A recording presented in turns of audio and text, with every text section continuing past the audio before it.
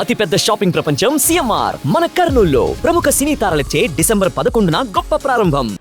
ఆంధ్రప్రదేశ్ శాసనమండలిలో రాజకీయాలు అలానే బలాబలాలు అనూహ్యంగా మారిపోతున్నటువంటి పరిస్థితి కనిపిస్తుంది. ఇప్పుడు తాజాగా నాగబాబు రాష్ట్ర మంత్రి అవుతారనేటువంటి సమాచారం వచ్చిన వెంటనే శాసనమండలి పరిస్థితి ఏంటి అనే దాని చుట్టూనే చర్చ నడుస్తుంది. వాస్తవానికి శాసనమండలిలో ఎన్నికలు ఎప్పుడు కూడా 4 రకాల పద్ధతుల్లో జరుగుతాయి.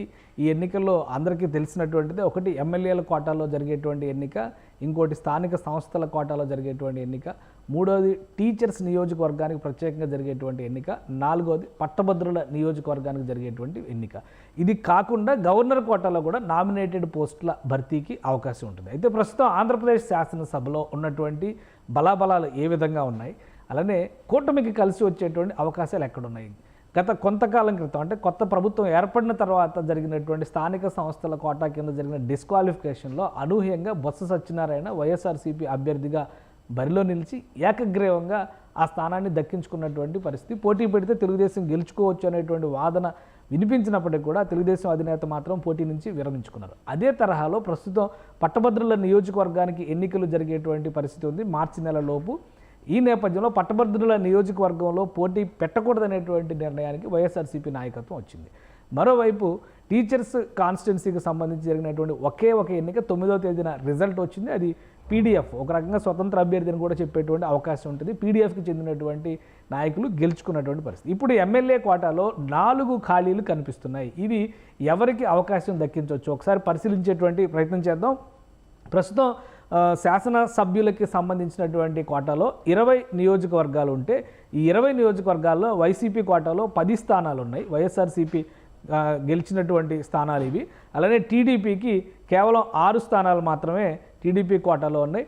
ఇక జనసేన పార్టీ రీసెంట్గా ఒక స్థానం దక్కించుకోవడం వల్ల జనసేన కోటాలో మరొక స్థానం ఉంది.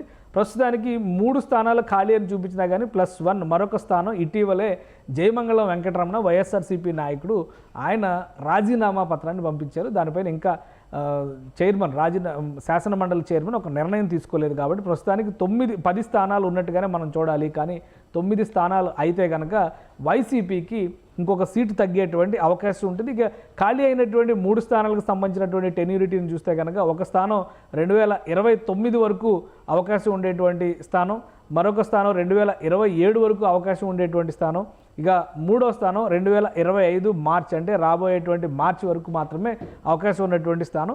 4వ స్థానం పైన ఇంకా నిర్ణయం తీసుకోలేదు కాబట్టి జయమంగళం వెంకటరమణ ఇంకా ఆయన రాజీనామాకు సంబంధించినటువంటి నిర్ణయం జరగలేదు కాబట్టి ఇది ప్రస్తుతానికి పెండింగ్లోనే పెట్టాల్సి ఉంటుంది. అయితే ఆయన రాజీనామాను ఆమోదిస్తే ఇది కూడా 2029 వరకు అవకాశం ఉండే అంటే ఇమ్మీడియట్గా 4 స్థానాల భర్తీకి అవకాశం ఆంధ్రప్రదేశ్ శాసనసభలో ఉంది. ప్రస్తుత బలాబలాల ప్రకారం చూస్తే కనుక శాసన మండలిలో కూటమికి ఉన్నటువంటి బలాలను బట్టి చూస్తే 4కి 4 స్థానాలు కూడా కూటమి గెలుచుకునేటువంటి అవకాశం ఉంది. సో ఇందులో ఒక స్థానం ఖచ్చితంగా నాగబాబుకి కేటాయించేటువంటి ఛాన్సెస్ కనిపిస్తున్నాయి. నాగబాబుకి కనుక కేటాయిస్తే ఆయన మంత్రి పదవి తీసుకోవడంతో పాటు అక్కడ శాసన మండలి సభ్యుడిగా ఇప్పుడు ఉన్నటువంటి రాష్ట్ర క్యాబినెట్లో శాసన మండలి నుంచి ఒక్కరిని కూడా క్యాబినెట్లోకి తీసుకోలేదు. గత క్యాబినెట్లో సోమిరెడ్డి చంద్రమోహన్ రెడ్డి లాంటి నాయకుల్ని అలానే యనమల రామకృష్ణుడు లాంటి నాయకుల్ని చంద్రబాబు నాయుడు గారి క్యాబినెట్లో మంత్రివర్గంలోకి తీసుకున్నారు. అయితే 2024 క్యాబినెట్లో మాత్రం శాసన మండలి నుంచి ఏ ఒక్కరిని మంత్రివర్గంలోకి తీసుకోలేదు.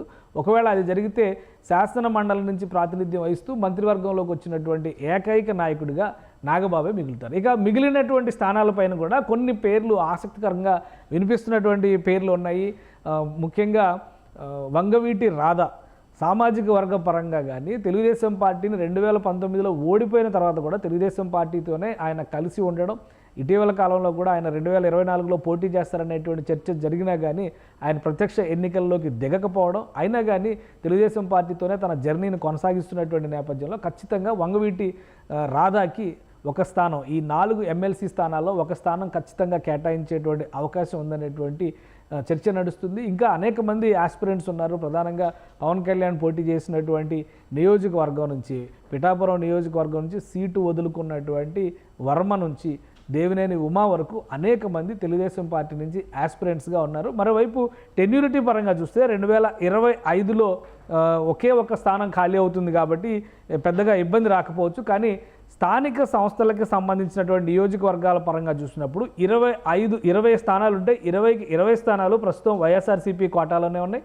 ఈ స్థానాల నుంచి కూడా 27 వరకు 2027 వరకు ఖాళీ అయ్యేటువంటి స్థానాలు ఏవీ లేవు. కాబట్టి 2027లో చాలా ముఖ్యమైనటువంటి స్థానాలు ఖాళీ అవుతున్నాయి. ఆ 27లో ఖాళీ అయ్యేటువంటి స్థానాల్లో ఉమ్మారెడ్డి వెంకటేశ్వర్లు, మొండితోక అరుణ్ కుమార్, అలానే మురుగుడు హనుమంతరావు, అనంత ఉదయ్ భాస్కర్ వీళ్ళందరూ కూడా కనిపిస్తున్నారు. 2027కి ఖాళీ అయ్యేటువంటి స్థానాలు అంటే దాదాపు ఎల్లారెడ్డి వారి శివరామరెడ్డి, విజయేంద్ర భరత్ అంటే కుప్పం నుంచి రిప్రజెంట్ చేస్తున్నటువంటి నాయకుడు, చంద్రబాబు నాయుడు మీద మొన్న పోటీకి నిలిచినటువంటి నేత కూడా ఈయనే. సో వీళ్ళందరూ కూడా 2027 డిసెంబర్ 1 నాటికి ఈ స్థానాలు అన్నీ కూడా ఖాళీ అవుతాయి. దాదాపుగా 1, 2, 3, 4, 5, 6, 7, 8, 9, 10 స్థానాల వరకు 12 స్థానాల వరకు ఖాళీ అయ్యేటువంటి అవకాశాలు కనిపిస్తున్నాయి ఇక్కడ. ఈ స్థానాలన్నీ కూడా మొత్తం 11, 12 స్థానాలు ఖాళీ అయితే కనుక ఇవన్నీ కూటమి కోటాలోకి వెళ్ళడానికి అవకాశం ఉంటుంది. ఎందుకంటే స్థానిక ఎన్నికలకి సంబంధించి గత ఎన్నికల్లో వైసీపీకి చాలా బలం వచ్చింది. కానీ ఈసారి స్థానిక ఎన్నికల్లో ఆ ఈక్వేషన్స్ పరంగా చూస్తే కూటమికి ఎక్కువ స్థానాలు దక్కించుకునే విధంగా ప్రణాళికని సిద్ధం చేసుకున్నట్టుగా కూడా తెలుస్తుంది. కాబట్టి ఈ స్థానాల్లో ఎన్ని కూటమి పార్టీలకి వస్తాయి, ఎన్ని వైసీపీకి నిలబెట్టుకోగలుగుతున్నది ఒక ఆసక్తికరమైనటువంటి అంశం. ఇది కాకుండా ఇప్పుడు తాజాగా కనిపిస్తున్నటువంటి పట్టభద్రుల నియోజకవర్గానికి సంబంధించి 4 స్థానాలు ఉంటే 2 స్థానాలు ఖాళీ అవుతున్నాయి. ఈ 2 కూడా పీడీఎఫ్ కోటాలో ఉన్నటువంటి స్థానాలు. ఈ 2 స్థానాలు 2025 మార్చి నాటికి రిక్రూట్ చేయాల్సినటువంటి స్థానాలు ఇవి. ఆల్రెడీ ఎన్నికలకు సంబంధించినటువంటి ప్రణాళికను సిద్ధం చేసుకున్నారు. తెలుగుదేశం పార్టీ అభ్యర్థుల్ని, కూటమి నుంచి తెలుగుదేశం పార్టీని అభ్యర్థుల్ని ప్రకటించింది. వైసీపీ పోటీ నుంచి తప్పుకుంటున్నట్టుగా ప్రకటించింది. కాబట్టి ఇండిపెండెంట్లు కనుక బరిలో దిగితే ఈ గ్రాడ్యుయేట్స్ నియోజకవర్గాలకు సంబంధించినటువంటి పశ్చిమ గోదావరి, తూర్పు గోదావరి స్థానం ఒకటి, కృష్ణా గుంటూరు స్థానం ఒకటి, ఈ 2 స్థానాలకి కూడా కూటమి అభ్యర్థులు గెలవడానికి ఎక్కువ అవకాశాలు ఉన్నాయి. ప్రధాన ప్రతిపక్షం కనుక పోటీలో లేదు కాబట్టి. సో ఈ 2 స్థానాలు టీడీపీ కోటాలోకి వెళ్తే కనుక ఉపాధ్యాయుల కోటాలో చూస్తే ఒకే ఒక స్థానం ఖాళీ ఉంది. 2027 వరకు 2025 మార్చి నాటికి ఖాళీ అయ్యేటువంటి స్థానం మరొకటి ఉంది. సో ఈ స్థానం పైన కూడా ఒక నిర్ణయం తీసుకోవాల్సి ఉంటుంది. ప్రస్తుతం ఈ ఒక్క స్థానాన్ని తూర్పు పశ్చిమ గోదావరి జిల్లాలకి సంబంధించినటువంటి టీచర్స్ కాన్స్టిట్యున్సీ ఖాళీ అయినటువంటి నేపథ్యంలో డిసెంబర్ 9న అనౌన్స్మెంట్ జరిగింది. ఆల్రెడీ అక్కడ గోపిమూర్తి పీడీఎఫ్ క్యాండిడేట్గా బరిలో దిగినటువంటి వ్యక్తి గెలుపొందారు. సో ఇది పీడీఎఫ్ కోటాలోకి వెళ్ళిపోయేటువంటి సీటు పీడీఎఫ్ ఆర్ ఇండిపెండెంట్ కింద కన్సిడర్ చేయాల్సి ఉంటుంది. ఇక మిగతా స్థానాలు అన్నీ కూడా గవర్నర్ నామినేటెడ్ స్థానాలు. అందులో ఒక స్థానం ఖాళీ ఉంది. 2029 వరకు టెన్యూరిటీ ఉన్నటువంటి స్థానం.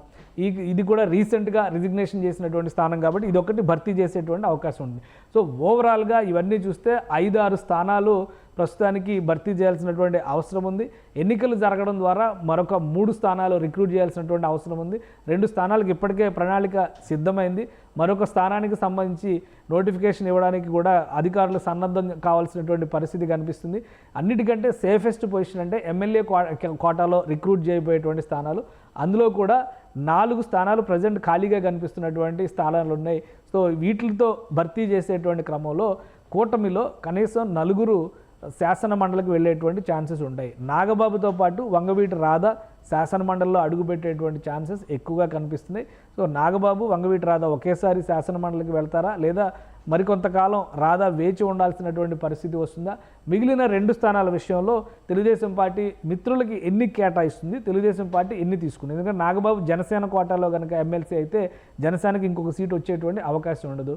బీజేపీకి మరొక సీటు దక్కేటువంటి ఛాన్స్ ఉంటుంది. కాబట్టి బీజేపీ మరొక సీటు అడుగుతుందా, లేదా రాజ్యసభ సీట్లు తీసుకున్నటువంటి నేపథ్యంలో ఒక సీటుకే టీడీపీకే 2 సీట్లు వదిలేస్తుందా అనేది చూడాల్సి ఉంటుంది. 3వ సీటుకి సంబంధించి జయమంగళం వెంకటరమణ రాజీనామాను కూడా ఆమోదిస్తే 4వ సీటుకు సంబంధించినటువంటి రిక్రూట్మెంట్ కూడా చేయాల్సిన పరిస్థితి ఉంటుంది. ఇప్పటికే రాజీనామాలు చేసినటువంటి వారిలో కీలకమైనటువంటి నేతలు సి రామచంద్రయ్య లాంటి వాళ్ళు కానీ, పోతుల సునీత కానీ, మళ్ళీ ఈ రాజీనామాలు చేసిన వాళ్ళు రాజ్యసభలో ఏ విధంగా అయితే పార్టీ గుర్తు మార్చుకోవడం ద్వారా మళ్ళీ ఎన్నికైనట్టుగా నామినేట్ అయ్యారో అదే తరహాలో రాజీనామా చేసిన నాయకులే పార్టీలు మారడం ద్వారా మళ్ళీ ఎమ్మెల్సీలుగా వస్తారా, లేదా కొత్త వారికి అవకాశం ఇస్తారా అనేది కొంత సస్పెన్స్ వాతావరణంలోనే ఉండే ఛాన్సెస్ కనిపిస్తుంది. మొత్తం మీద వారం 10 రోజుల్లో దీనిపైన క్లారిటీ రావచ్చు. ముందుగా నాగబాబు మంత్రిగా ప్రమాణ స్వీకారం కనుక చేస్తే 6 నెలల్లో ఆయన శాసనసభకి కానీ శాసన మండలికి కానీ ప్రాతినిధ్యం వహించాల్సినటువంటి పరిస్థితి ఉంటుంది కాబట్టి ముందుగా